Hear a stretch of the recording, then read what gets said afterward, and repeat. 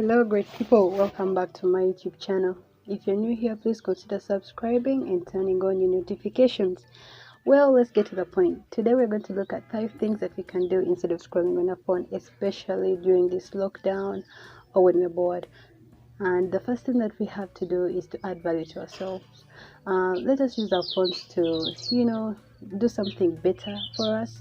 And I do this by learning a new language using my phone. I mean, if you be linguistic, it means more money being attracted to you. Well, we can do this by using some Google apps. For example, I use Duolingo. It's really a great app that can help you study languages that you want during your free time. So instead of scrolling all day, you can do this one thing.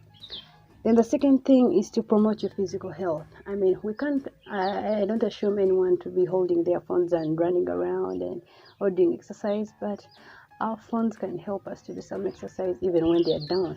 And one thing that we can do is I also use some apps. For example, I use fitness apps on Google Play Store. There are tons of those that you can download. So instead of waking up and looking at your screen, why don't you get up and use an app that's really good to do some exercise and promote your health.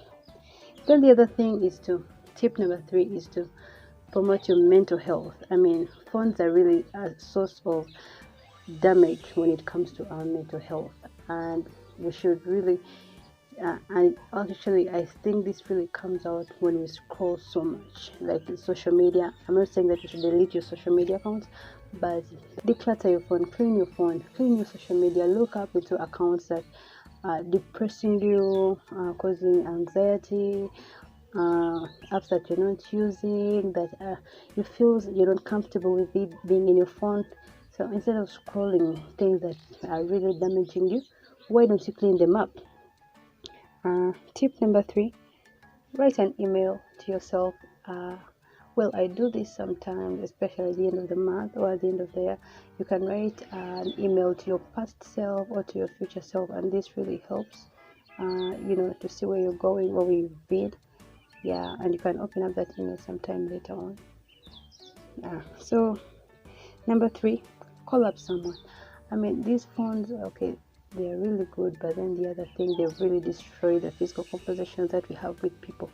And I think instead of scrolling and pretending that you're texting someone, why don't you get your phone and call them up and see what they have to say? It's really a good idea and you should try it.